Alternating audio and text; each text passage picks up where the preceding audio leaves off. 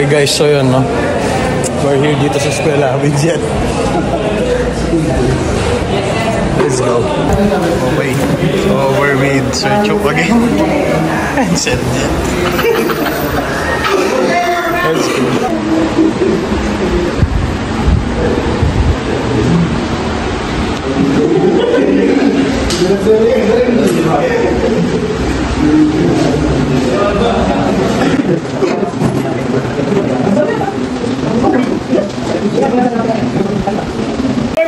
Okay guys, so yun, no, meron kaming bagong kaklase.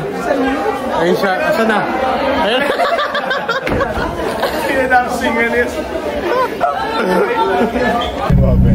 Okay guys, so yun, no, nakalabas na kami ng school. So pasado ako guys. Pasado si Jet guys. Pero kaming bagong classmate guys. Ayun siya. So yun, no, pakalat-kalat siya sa Dabso kanina guys. Excited din siya sa Rizal guys. Okay, so ngayon, since kahapon medyo hindi natin natapos yung sasakyan ni Sir Jet, si Lito, the walking refrigerator. Pupunta tayo ngayon ng Angeles. Meron pa tayong mga bagay-bagay na bibilin pa para dun sa kotse ni Boss Jet, para at least ma-breakin na kahit papano. And then kasabay nun, tatry na rin natin mamaya na lihain si Snow. Yes sir. As I promised sa inyo kahapon, magliliya-liya tayo. Ganun kami guys. Okay guys, That's so hot. that's so hot. Let's go guys. Okay guys, so yun, nandito na tayo ulit sa may garage. So kinakalikot na natin ulit yung sasakyan ni Boss Jet. Na-reseal na ni Sir Chok yung ating chain tensioner. So ngayon, okay na yung engine natin. Nagpalit naman tayo ngayon ng brand yung shock absorber, para daw hindi malaglag yung tapi-tapi ni Boss Jet. Pakita mo nga yung tapi-tapi mo. Yan o, tapi-tapi. Alright, so inaayos na ni Sir Chok. Kapalitan ng bago shock. Tapos guys, subukan natin siyang stroll mamaya. Mukhang si Snow hindi naman magagawa guys. Alright. Old. New. Let's go. Okay guys, so yun, no. Nga pala, kinonvert na namin siya ng pang B13 na shock mount. So ito yung difference nila guys, B12 and B13. So nakaumbok to guys, ito patag-patag lang siya. Tama no Sir Chok, ayun no. So magkaiba kasi yung shock mount niyan guys, ay yung dito sa B13, ito yung dito sa B12. So ngayon, papalitan na natin siya, pati yung plato. Nakabili tayo sa Sarplasan. Magkano mo nabili to Sir Jet?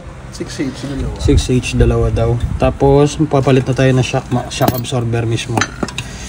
Para no more tag-tag. No more bouncy ride. Sketchy ride. Okay, so ito na yung luma shock, dalawa na yan. Nailagay na namin yung sa kabila guys. Last na lang to. Tapos pwede na tayo mag road test. Baligtad Sir Chok. Road test. Road taste. Asan ba yung isa? Ito ilagay mo sa baba. Takas na. Itaas mo na lang yan. Ito na lang. Ito na yung sa baba guys. Delikado.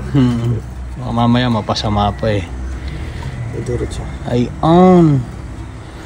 Saan na ba yung hukay? Ay on. Di na. Lapat na lapat. Trupa. Hige. Patong. Okay. And then sakin. Alright guys. Set lang namin to. Let's go. Tumbiring Jet. Ayun na pala. Pati pala to guys. Nagpalit kami ng bago. So ito nga pala yung nagkakos din na isang kalampag dito. Yan pupunta sa may plato niya. Yan. So ito yung pinaka bearing. Gagi, yan yung pang B12 eh. Pang B12 yan. Ito di mo dapat masakmal dito eh. Ay on. Ikot lang. Tapos guys, sa pagsiset naman ng shock mount nyo, itong araw na to, nakatapat dito. Ay on. Nakalapat ba yung spring natin kaibigan? Bitaw no? Okay na no? Yes boss. Tapos itong ating ring. Ay on. Tapos itong shock mount na medyo pwede pa. Medyo pwede. Gagi. Sira din eh. Nakatas na. Di ba parang nakaangat boy? Nakatas natin. Oh. Aroy. Jet. Gagi, sira. Dami. Lupit yung buntot mo. Sobra rin itong ginamit ko nun. Hindi pinilit yan dun sa isang shock. So ganyan siguro yung mangyari guys pagka hindi sila magka-match.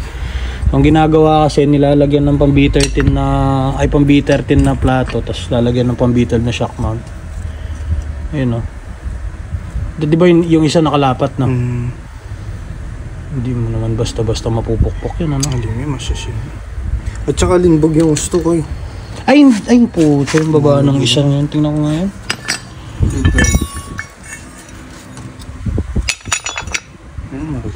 Laki. Siya pwede. So guys, no, pipigure out muna namin kung ano gagawin namin dito. Let's go. Okay guys. Malawas balikan di ba pandong yung white eh. So guys, no, tapos na yung shock absorber. Tapos na ba, Sir Chok? Yes sir. Wala naman siyang umalog sa gilid-gilid. Wala naman. May konti. Konti, no? Tatali ko lang yung gulong rin. Okay, so syempre, kahit na ganyan tong unggoy na to, hindi natin nalalabas yung sasakyan niya dito ng may kailangan pang major repairs. So yung plunger niya dito sa kanyang carburetor guys, hindi na maandar. Teka, lagyan ko lang ilaw. Ayan siya guys. So as usual yung kay Tudor. So kung mapapanood nyo yung old vlog ko dun sa may plunger ni Tudor, feeling ko ganyan din diferensya nito. Wala siya linalabas guys. So mukhang tama nga yung aming sintensya. So tingnan nyo siya. Ay, takpan mo ito boy. Ang cover. Matindutong. Yun o. Tapos ang silbi niya pala, higop siya, mag-overflow. Yun o. Kita nyo ba? Okay, pag puno na. So, apak ka ulit. Pak. Pak. Pak. Sumisiret. Pak. Tapos pagka umapak ang dire-diretso, ubos na yung pondo. Pag binitawan mo yung silinyador, higop ulit. Yun o, overflow. Ang galing. So, check it out natin yan kung anong nangyari. Baka mamaya, same nung kay Tudor. Nakakaya naman kasi sa'yo eh! Okay guys. Okay guys, so yun no. Na-opera na natin itong carburetor ni Boss Efrem. Pinakita ba natin kanina nakabukas? Hindi no? Hindi. Ayun lang, malas nyo. Hindi nyo nakita yung technique. Malas nyo. Ayan guys, oh. Tingnan nyo siya. Yun no. Yay! Kita nyo ba yan boy? Oh ha? Salamat na! Let's go! So guys, ito nga pala yung plunger ni Boss Jet. Sinubukan ko remedyohan, kaya lang it's in better days guys. Wala na tong kwenta. Let's go! You wanna start, Prim?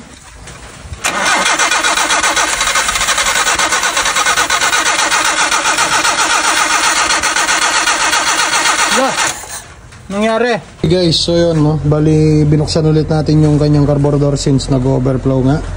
And nakita natin na itong kanyang floater dito hindi siya nakapasok dun sa kanyang papasukan. So ngayon, okay na to. Ay sasara na lang natin ulit guys. Let's go! Let's go! Guys, so again, nakabukas na yung carb. So siguro hindi tayo pinayagan na itago sa inyo yung shit na yun. So guys, na ito yung nakita natin. Nawala kasi ulit yung kanyang power jet guys. So ito na. Pakita ko na sa inyo. May tatampo. Ay on. Saan na ba tayo? Ayan siya guys, oh. Kita nyo ba? Ayun. Ayan oh. Tune again, Nikoy. So guys, na ipapakita ko sa inyo yung pampalit natin. Oh, ito yung pampalit natin guys. Ang swerte mo talagang ka. So again guys, ito yung kay Tudor pala. So ito yung kay Sir Jet. Palitan natin yun ng bago. Ito yung malit pala yan. Ayun guys, oh. Meron pa tayong bago. Salamat na! Thank you. Visit. So guys, nalalagay na lang natin yun. Dito pala yung nakalagay guys. Yun oh, dito sa may plunger. So again guys, yung silbi nun is siya yung one-way valve nung plunger. So pagka tinulak niya, pupunta dun sa may, pupunta dito yung ano, yung gasolina. Tapos pagka hinigop naman, sisip-sip siya dito guys. bulag yun. Tutu! Tawa mo na. Okay. So, sprayan lang muna natin yun, tapos assemblein lang natin. Pakita natin sa inyo mamaya. Let's go. Okay guys, so ganyan pala siya umaandar, no? Ayan, pagkapatula, pagipahila, ayan o, mahigop siya. Tapos, pag tinulak nyo, imbes na bumalik doon, yun yung magiging harang nung bulitas na yan, ayan o, para mapigilan yan. So, demonstrate natin kung papayan. Guys, no, wala siyang lumalabas doon. So, Boss Efraim, mga dito. Pakita natin sa kanila. Dito lang. Diyan lang. So ayan guys, tingnan nyo. Pag sinaran ko to, ang payakan o baboy. Ayun o. Ay pati pala yun dapat tong sa taas. Teka. Ito. Hawakan natin dito. Sige. Wala, basta yun guys. Naintindihan niyo. Guys, so ito na yung ating bagong bulitas guys, no? So ilalagay na natin siya dyan. Ay, on! Dyan siya, oh. Yun, oh. So again, assemblein na natin to. Tapos titignan na natin kung anong improvement niya. Awa me you! Let's go. Start. Okay. Start na natin to, mga kalagnot dalaybot. Low budget version. Okay, tira. Ay, on.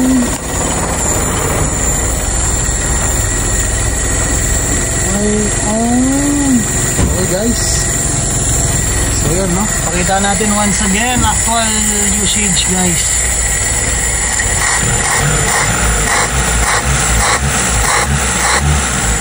Okay, wait lang. Ay, start nga.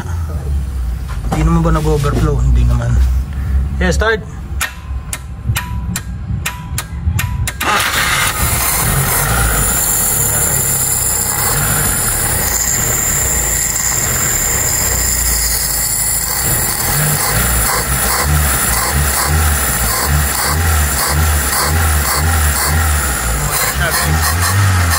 So ayan, no, napansin nyo yung kanyang responsiveness guys. So tono na lang tayo ng konti guys. Pero yung responsiveness ng kanyang accelerator. Wait lang, frame. Sandali. Bumalik na yung response ng kanyang throttle, guys. Okay. Sige nga, pa-start. Ayusin na lang natin yung tono nito, guys. Let's go. Okay, guys. So yun, no, nire-road test na namin yung sasakyan ni Sir Jet.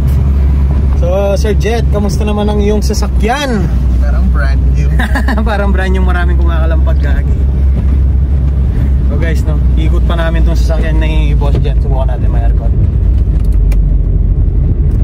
Tignan natin kung lumalamig pa. Wala idle up. Tingnan na lang natin mamaya. Pero gumaan na. Laking bagay nung advancer, no? Okay guys, so yan, no? Sa mga carbureted type nyo na engines guys, please make sure na laging okay yung advancer nyo para mapag-perform nyo ng maayos yung sasakyan nyo guys. So ang laking bagay ng advancer guys, yun lang yung ni-repair namin. O ibang iba na yung sasakyan ni Boss Efraim ngayon. Okay, Boss Jet, let's go. Let's go guys. Okay guys, so yun, no, finally na-road test na namin ni Sir Jet yung kanyang sasakyan. So last piece na lang yung kanyang air cleaner guys. Sir Jet, okay naman ba yung iyong sasakyan? Parang brand new guys. So guys, no, tingnan yung andar niya. Halos di na gumagalaw yung engine guys. Masaya naman tayo sa kinalabasan ng sasakyan ni Boss Jet. Figure out tayo ng mga naglilik kung meron ba. Ay, oh, napakatuyo naman niyan. Tsaka nag-iba na yung amoy ng usok niya, no? Oo. Amoy gasolina na. Actually, hindi amoy gasolina eh. Amoy sunog na gasolina. Yung dati kasi, amoy, ano ba yan? Langis na nasunog. Langis na may raw na gas. Oo, langis na may halong, basta masakit sa ilong. Tapos, baho. Kaamoy nung usok ni 1K guys. O ngayon, medyo okay na to. So, Sir Jet, mag-tune up pa tayo dyan para mawala yung mga lumalagitik pa na yan. So, kasi guys, basic tune up lang yung ginawa natin dito. Dahil nga kinalas ni Sir Chuk yung mga rocker arm para linisan. So basic tune up lang yung ginawa natin, papyaw lang. Uulitin pa natin yan kasi lalapat pa yan. So for now, masaya na muna tayo sa kinalabasan ng engine ni Boss Jet, lalo na dun sa power dahil dito guys, so i-repair natin yan. Grabe yung kinalabasan. So okay guys, yun lang. Abangan nyo si Snow. Malapit na. Let's go.